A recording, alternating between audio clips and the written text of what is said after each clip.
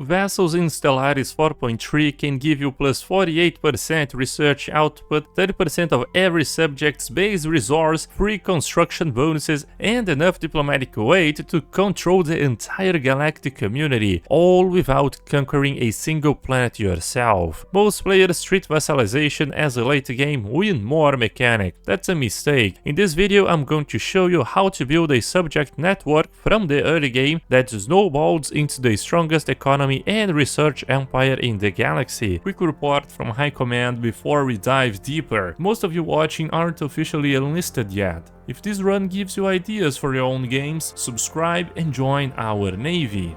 There are 3 ways to create vassals. The first one is to release sector as subject. This is the easiest and most underused method. You just select a sector, release it as a subject, and it instantly becomes a vassal containing all the systems in that sector. The key trick is that you can edit the sector before releasing it, trim it down to contain only the planet and the system. If you don't, you will lose every nearby system in that sector along with it. One planet, one system, that's all your new vassals needs to start generating value. This method has a critical advantage over the other two, because your released sector shares your technology level, so it won't become a protectorate. Protectorates can't be converted into specialized subject types until they reach 50% of your tech, which may never happen. So releasing a sector guarantees you immediate access to Scholarium, Prospectorium, or Bulwark specializations from day one. One more thing.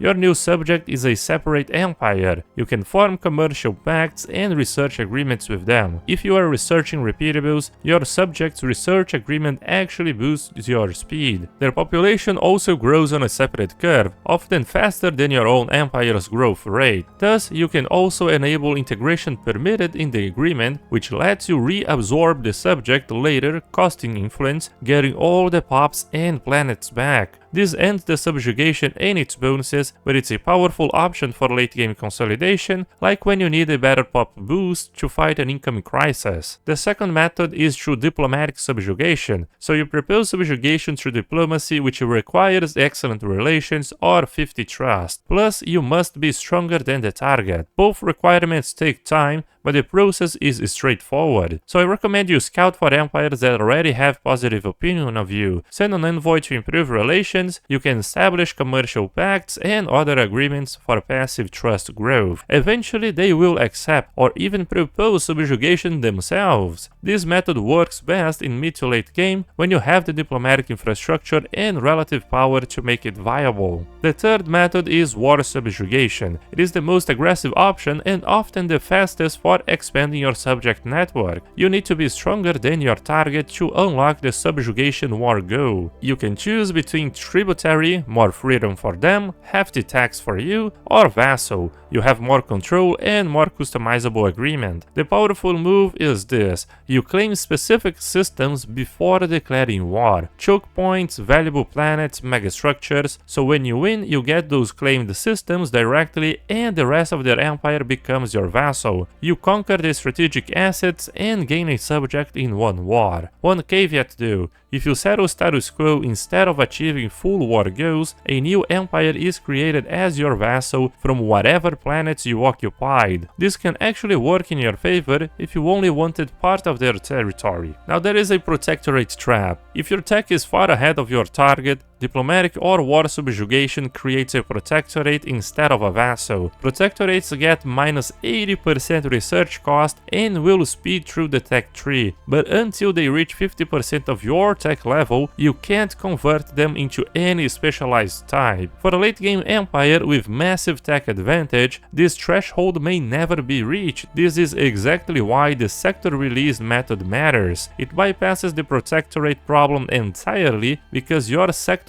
starts at your tech level or close to it. Now talking about the subject types and their benefits. There are the basic types, like tributaries that pay you a minimum of 30% of their basic resource output. In return, they are essentially free. They can expand, vote in the galactic community, won't join your wars, you can't build holdings, and you are obligated to protect them. It's useful for passive income without micromanagement, but there are much better options once you have the infrastructure. Protectorates are subjects below 50% of your tech. They get minus 80% research cost and will rapidly climb the tech tree. Once they cross the 50% threshold, they automatically convert to a regular vassal. Not much use to you during this phase. Vassals are the most flexible type. They are fully customizable agreements covering resource contributions, war participation, holdings, voting rights, and expansion. Flexible means they are not optimal at anything specific, but they are your default subject. Now the specialized types is where the real power is. Bulwarks give you starbase upgrade bonuses, reduced crime, more stability, up to +4 defense platforms at tier 3 and +1 commander starting level at tier 2. The downside, you pay them basic resources equal to 30% of their production. If you make a rich empire into a bulwark, this cost becomes catastrophic. Create bulwarks from weak economies. The bonuses scale with their tier, not their GDP, for instance. Scholarium, this is the best specialized subject. The numbers are ridiculous. At maximum tier, a Scholarium gives you +10% monthly research output, +10% researcher output from the Hyper Relay Network, and +3% research speed from the Ministry of Science holding. That's +23% more tech from one subject. On top of that, you can recruit the Scholarium Investigator, a special leader with +25% research from jobs. Combined in a specific scenario, that equals to +48% research speed from one vassal type. And the best part is that Scholariums, they cost you nothing. No basic resource payments, no research contributions from your end. They give you 30% of their research output for free. Form a research agreement with your Scholarium for a feedback loop. Your agreement bonus helps them, and the more tech output they have, that's gonna help you. Build a Hyper Relay Network to their capital for the +10% researcher output. Prospectoriums give you -25% building cost and +25% build speed through the Hyper Relay Network. It's strong for half the expansion phases, but the real value is the official traits. The Prospectorium Extractor gives +20% energy, minerals, and alloys from jobs. The Prospectorium Optimizer gives -15% upkeep from jobs. These are modifiers that can be applied to your alloy and tech worlds. Now that we have close to 0 sources of upkeep reduction, the optimizer is fantastic. The cost though is 30% research contribution relative to their production, so create prospectoriums from low-tech empires. The research you lose from a weak science subject is trivial compared to the economic modifiers that you gain. Now just a quick summary about the specialized subjects. Scholarium first, it costs nothing, gives you the most, always your priority. Prospectorium second, it gives powerful economic modifiers, but costs research. Create from low-tech subjects. Bulwark third, it gives defensive bonuses, but cost basic resources. Create from weak economies. Tributaries can come at all stages. They are a passive income filler, use them on early and mid game before you can create specialized types. Now let's still recraft the optimal subject network. The phase 1, early mid game, tributaries. So start with tributaries, they require the least setup and immediately provide basic resources that will free your pobs for specialist jobs. Get enough tributaries to safely sustain your economy. Energy, minerals, food covered, this is your foundation. Don't try to build specialized subjects yet, you need economic base first. The phase 2, you get your first Scholarium. Once your economy is stable, create your first Scholarium, either subjugate a nearby empire or better, just release the sector. Immediately build the Ministry of Science holding for +3% research speed. Build a hyper relay chain to their capital for +10% researcher output. Ideally, you want to build the hyper relay first before releasing the sector, because the AI may take a lot of time to building a hyper relay for themselves. Send an envoy to improve relations so you can form a research agreement for the feedback loop. That is, of course, if they have terrible relations or if they are harming relations with you. This subject costs you nothing and start paying dividends almost immediately. Every month it exists, your research will accelerate. Now there is a habitat trick that I use for Prospectorium and Bulwarks. Here is a strategy that will make pretty much all specialized subjects nearly free. You build a habitat in any system that you don't need, preferably a safe location at least 4 jumps away from any sector capital. You build a hyper relay there, create a sector from that habitat and release it as a Prospectorium. Do the same thing again in another safe system, release that one as a Bulwark. Because both subjects are brand new empires built on a single habitat, their economy and tech output are tiny. The resource payments you owe the Bulwark are negligible, the research contribution the Prospectorium takes from you is negligible as well. You get their full tier scaling bonuses for virtually nothing, just the cost of 2 systems and 2 habitats. Both subjects will grow over time and level up their specialized tiers, unlocking stronger bonuses. Meanwhile, you pay almost nothing because their economies started from a single habitat. The phase 4 is where you scale the network. With your Scholarium, Prospectorium and Bulwark established, every subsequent vassal should use this agreement template. Basic resource contribution 30%. Advanced resource contribution like alloys and consumer goods 30%. Overlord conflicts defensive only. Subject conflicts defensive. Holding limit maximum of 4. Voting restricted and expansion permitted. If they reject these terms, offer 15 to 30% rare resource contribution. AI empires rarely produce significant rare resources, so your cost is actually minimal. Why this template works? Well, 30% contributions across dozens of subjects compounds enormously. Defensive only conflicts protects your subjects from dying in your wars. Dead subjects produce nothing. Maximum holdings lets you build specialized buildings on their planet, which is one of the strongest things that you can do.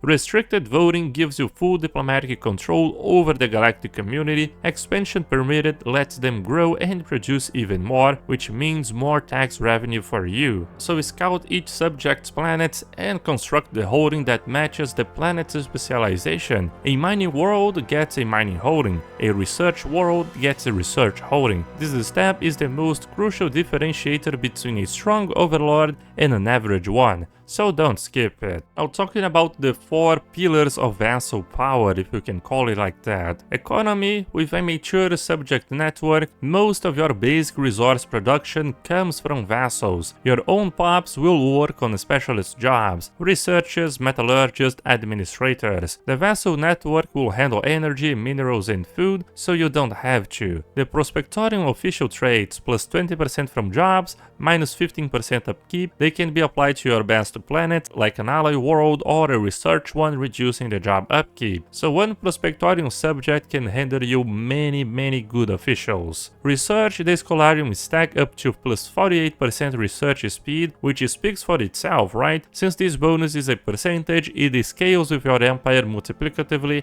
Every time that you become stronger, your research will become even stronger. Military. The subjects will provide additional fleets that will supplement yours in defensive agreements. More importantly, subjects positioned between you and potential enemies function as a buffer zone. They can absorb initial attacks while you mobilize a counter-strike. Diplomacy-wise, restricted voting on all subjects means their diplomatic weight serves you in the galactic community. With enough subjects, you control every resolution, every council seat, every emergency measure. Combined with the custodian seat, you can do pretty much whatever you want in the galaxy. Now let me show you exactly how this plays out in practice. We're gonna leverage a couple of these tricks to get some Scholariums. We're gonna use some agreement shenanigans to get good resources from the vassals that we already have, and we're also gonna conquer a lot more vassals, pretty much dominating half of the galaxy very quickly. Since we do have 2 vassals already from the latest war, what we're gonna do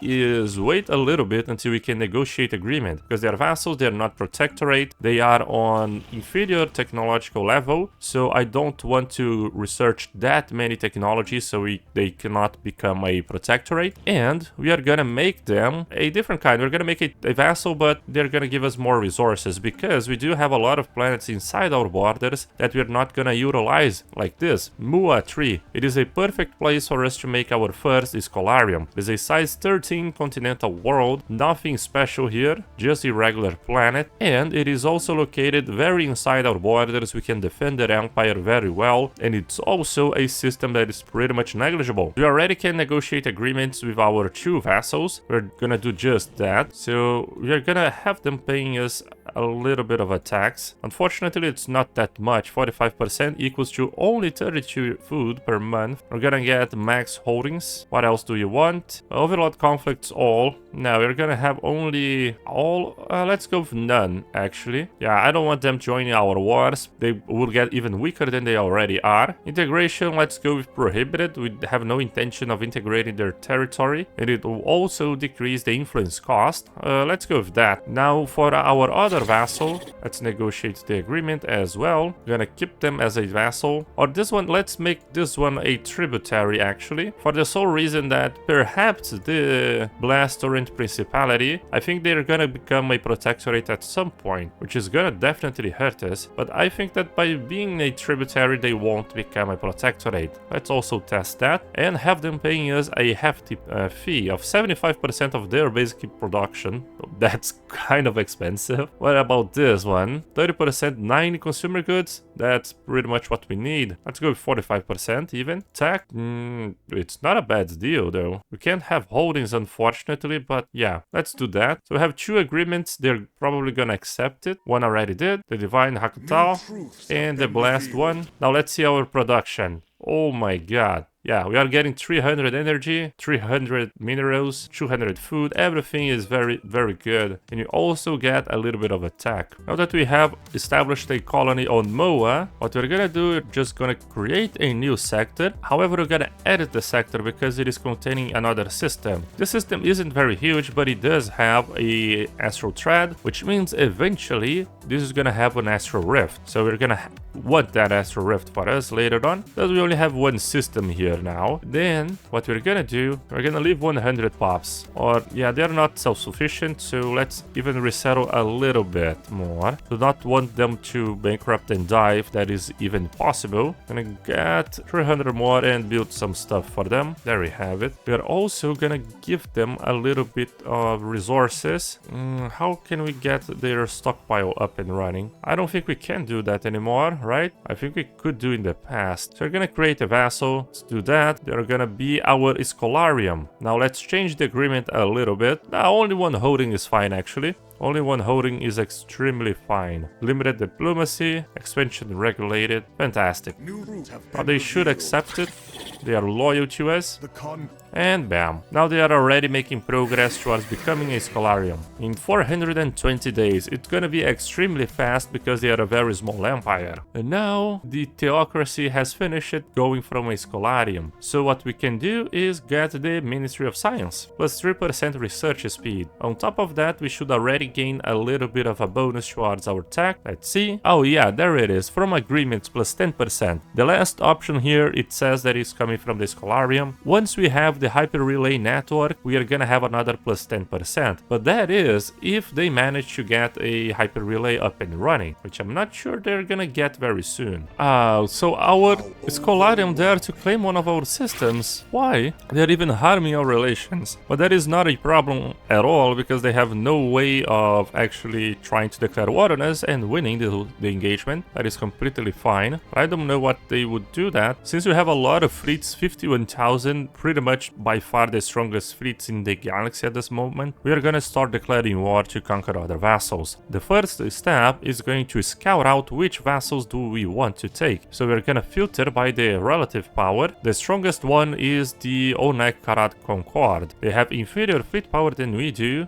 However, we have much stronger because we have Maulers. Maulers, they have more fleet power than they appear to have. Where are the hive mind? They are here. What we're gonna do is we're gonna claim their capital once we have the influence, of course, because we wanna have their population. This is gonna be like their main planet. So since they are a hive mind, we can even conquer their drones and make them on our own species. We're gonna declare rivalry first, so the influence cost is reduced when we try to claim. Yeah, minus 20%. And once we have the influence, we're gonna declare war. First, what we're gonna do is move our fleets a little bit more into position. We can move them, let's go to our own vassal territory here. Oh no! So our vassals found the Chosen, and they opened the wormhole connecting that. So we are at war with the Chosen. Purification, Casus Valley. Well, we can't make the Chosen a vassal, but we can destroy them and move on. Well, they are very strong. So yeah, commanders, now we have confirmation. What the Divine Hekatel is now a protectorate under Vitari Concord. So the tributaries,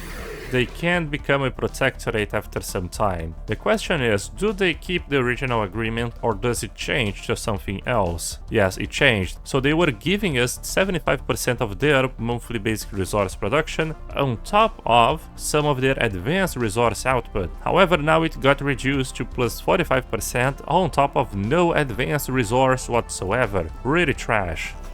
The Blast Torrent Principality, on the other hand, they are still a vassal, so will they stay that way? We're gonna have to see. Now let's see our Maulers in action. Like our best ship designs, it should be an easy win. Damn.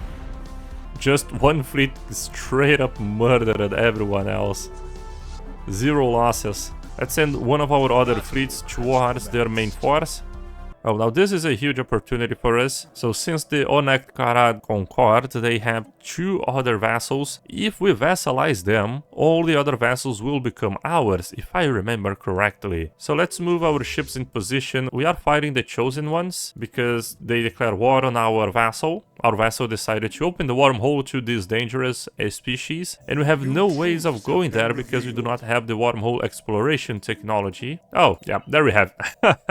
Just as I was talking about. So we were gonna leave one fleet, just 12,000 fleet power. We're gonna leave it here to take care of the Chosens, and we're gonna make our main forces strike the Onekara. Perhaps we need to even improve our ships because they are only inferior to us in terms of military. As you can see in the diplomatic weight, it shows that they have 918 fleet power. If you go here, we have a total of 1.3 thousand. 1.4 actually. So they are not that weak, by the way. Let's just declare war to vassalize. We fly to war. Now we can send in our fleets. We also have the second wave moving in close. Wow, now they sent in a whole lot of fleets. How many is that? What, 13? 13 fleets, I guess? But they're gonna get annihilated. Yeah, by just one small Mauler fleet.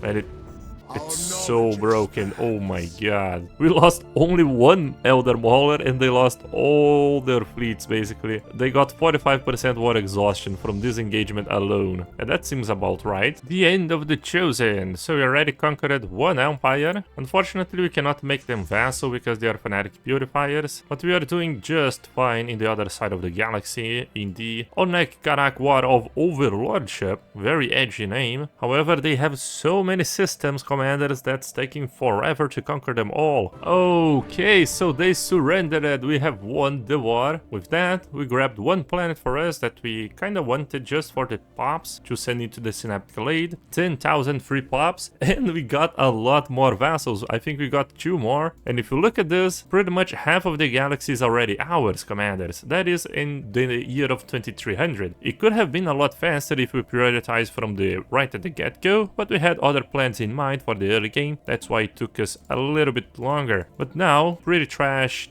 agreements, we can improve this as time goes, and we can make them contribute a lot more to our economy. We did manage to have a very good vassal network. One of our Scholariums up and running. He's giving us a little bit of tech. The only problem is that they don't have a hyper relay, and we also don't have the technology to build a habitat. But once we do have the tech to build a habitat, we're gonna create a habitat somewhere nearby. We are gonna probably conquer this vassal or do something else with it, and you're gonna make a hyper hyperlane and then release the sector as a vassal with the hyperlane connecting to our capital, and thus you're gonna get the full bonuses from the Scholarium. But yeah, commanders, that's gonna be it for today's video. I hope you guys enjoyed it, and as always, I will see you guys next time.